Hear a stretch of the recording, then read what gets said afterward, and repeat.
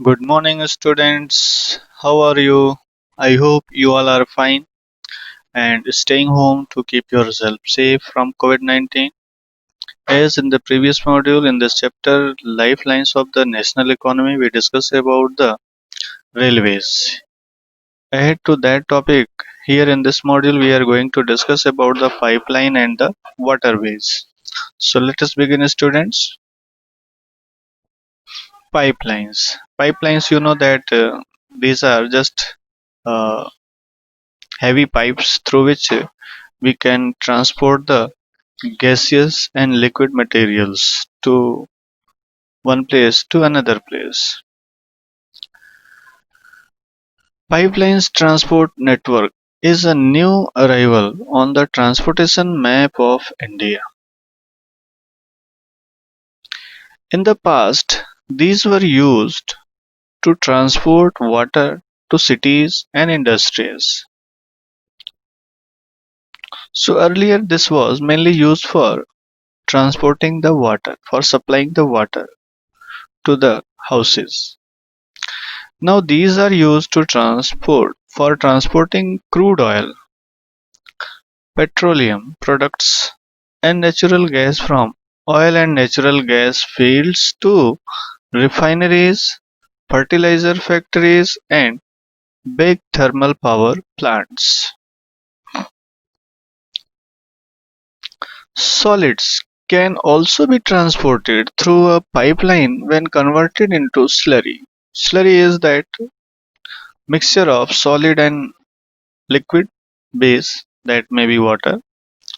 So that way this becomes a fluid in form and then it can be transported through the pipelines. Generally the coal ash from the different mines, from the different industries are transported in this way only.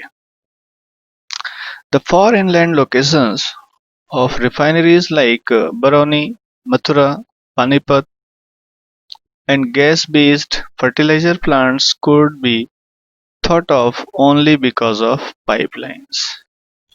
Means just because of pipelines, these different places, the refineries and the fertilizer industries could be set up.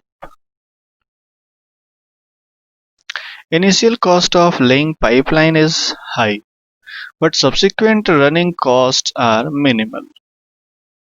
When we compare this pipeline with the other railways and roadways transportation, we find it that initial cost becomes very high, looks very high. But because of very low maintenance charges, very low repair requirements, this looks cheaper in long run.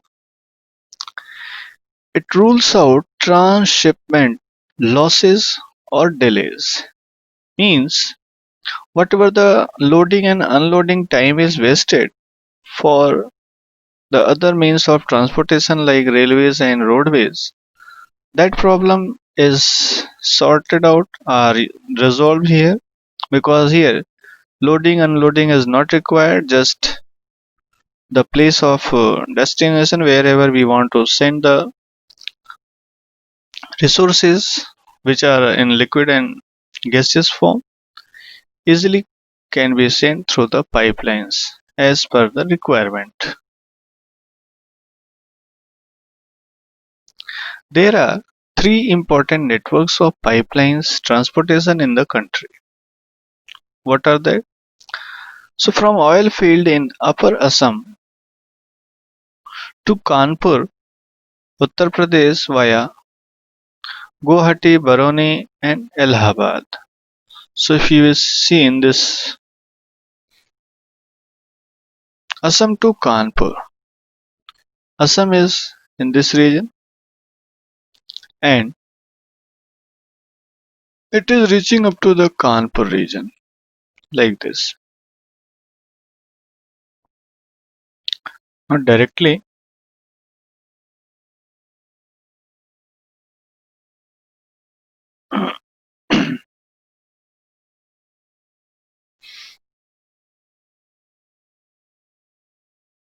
So like this way, this could be sent through the pipelines. From Salaya in Gujarat to Jalandhar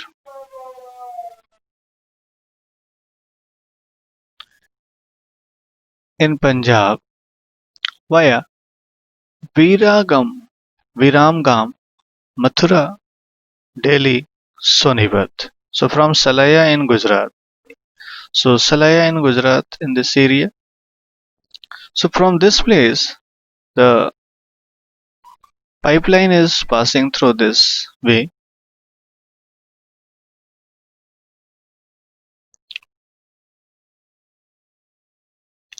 Gas pipelines from Hazira in Gujarat connects Jagdishpur in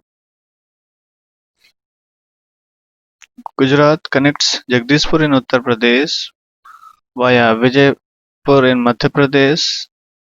So you can see here this line is going starting from Hazira, Ankleshwar, then the Vadodara, Kolol, Jhabua, Vijaypur, Anta, Auraiya.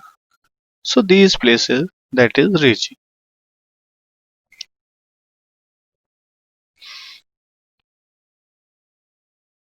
Now waterways.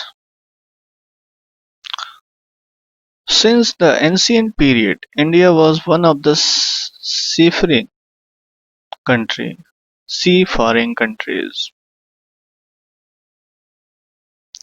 Its seamen sailed for and near, thus carrying and spreading Indian commerce and culture. Means the people were transporting the goods through the waterways, usually the sea.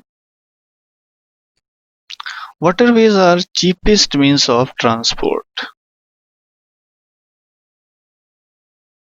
They are most suitable for carrying the heavy and bulky goods.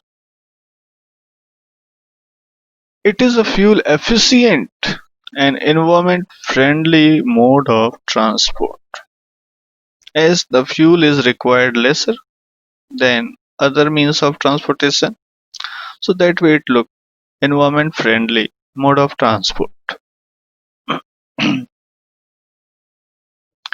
India has inland navigation waterways of 14,500 km in length. Out of these, only 5,685 are navigable by mechanized vessels. So let us see. The following waterways have been declared as the national waterways by the governments. What are these? The Ganga River between Allahabad and Haldia. So Ganga River, you know the Ganga River here. So it starts from Allahabad and reaching up to the Haldia.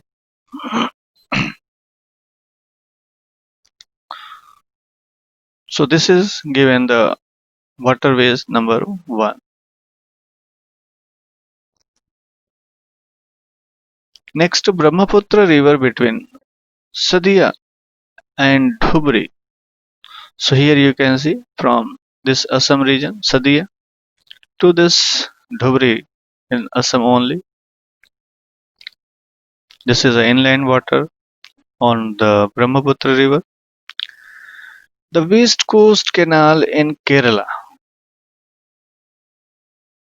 the Kottapuram, Kottapurma, Kollam, Udyog Mandal, and Champakar Canal, 205 km. Waterways number 3. This is here, Kottapuram to Kollam. Specified stretches of Godavari and Krishna Kaveri along with the Kakinada Puducherry stretches of canals. So waterways number 4, starting from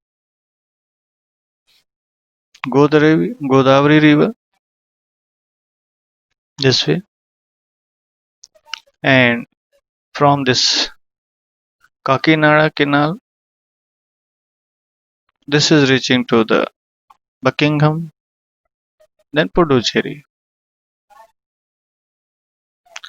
Specified stretches of river Brahmani along with the Matai River delta channels of Mahanadi and Brahmani rivers and East Coast Canal, that is water national waterways number 5.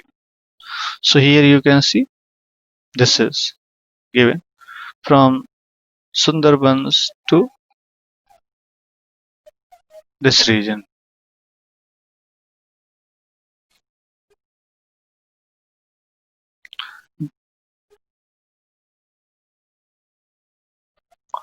There are some other inland waterways on which substantial transportation takes place. These are Mahanadi, Jowri, Jambarjua, Sundarbans, Barak and backwaters of Kerala. Apart from these, India's trade with foreign countries is carried from the ports located along the coast.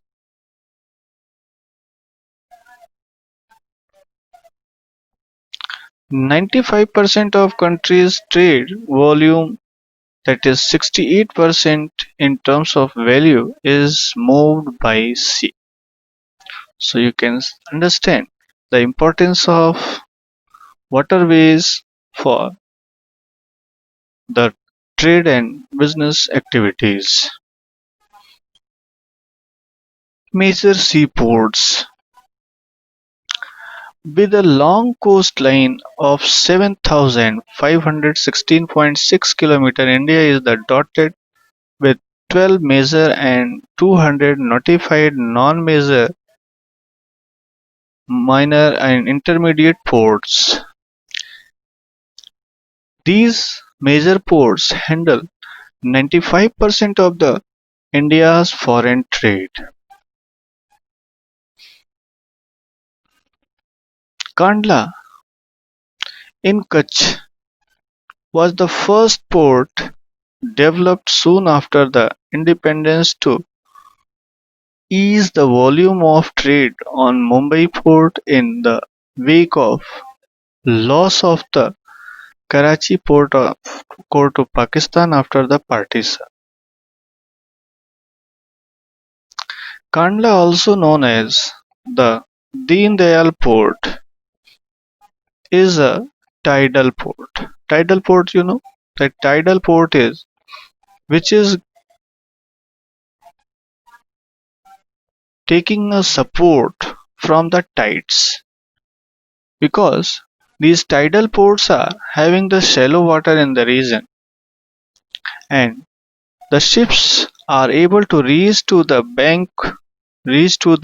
port when high tides comes, and again the ships are able to go off from there when high tides come, because during the low tides the water is lesser in that region and the ships are not able to reach to the port where is the loading and unloading work has to be done because of the shallow water.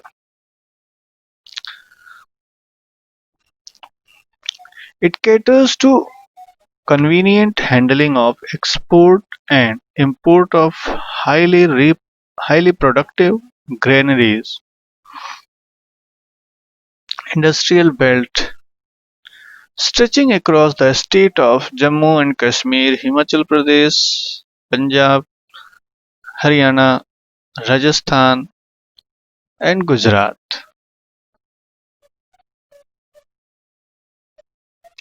Mumbai is the biggest port with a spacious, natural and well-sheltered harbour. So Kandla, about the Kandla port we saw in the previous slide. Now here about the Mumbai. The Jawaharlal Nehru port, this there only, was planned with a view of decongest the Mumbai port and serve as a hub port for this region. So nearby the Mumbai and Jawaharlal Nehru ports are there. Marmagao port, that is in Goa, is the premier iron ore exporting port of the country. This port accounts for about 50% of India's iron ore export. So about 50% iron ore is exported through this Marmagao port. The new Mangalore port, this one, located in Karnataka, caters to export of iron ore concentrates from Kudurmukh mines.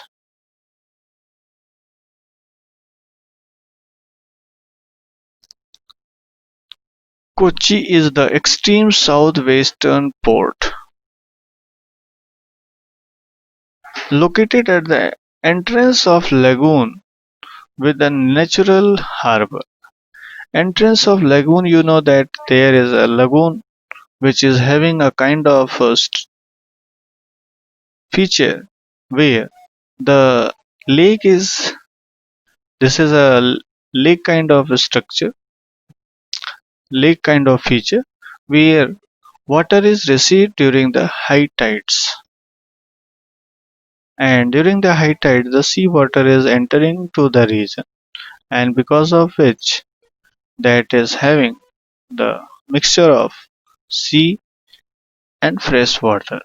So that is, there is a brackish kind of water formed.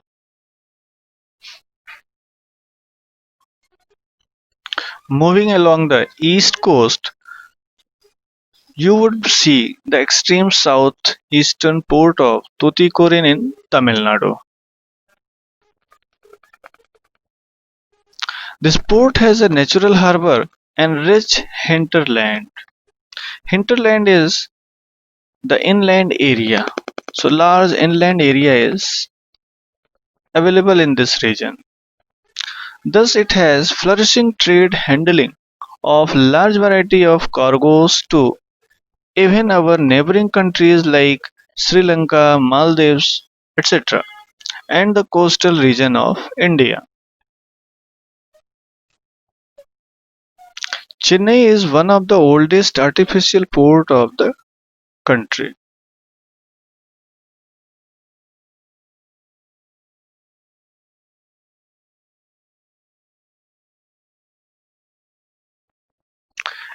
It is ranked next to Mumbai in terms of the volume of trade and cargo. Visakhapatnam is the deepest, this one. Visakhapatnam is the deepest landlocked and well protected port. This port was originally conceived as an outlet for iron ore exports. So this is also famous for iron ore export. Paradip port, located in Odisha, specializes in the export of iron ore. So this is also for iron ore export. Kolkata is an inland riverine port. Inland riverine port means the river is reaching to the sea, and the river is having a good width in the region and good quantity of water so that the ships are able to reach inland area. So this is a riverine port. This port serves a very large and rich hinterland. Hinterland means the inland areas of Ganga Brahmaputra basin. Being a tidal port, it requires constant dredging of Hooghly. So because of the tidal port, it requires constant dredging.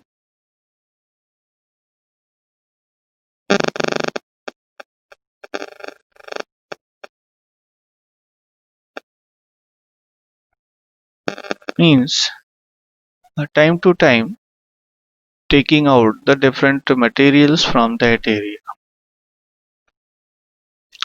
Haldia port was developed as a subsidiary port in order to relieve growing pressure on the Kolkata port. So Haldia port was also developed in this region. So this was all about student today's for the topic pipelines and the waterways. So we'll meet in the next module with another topics. Till then, bye students.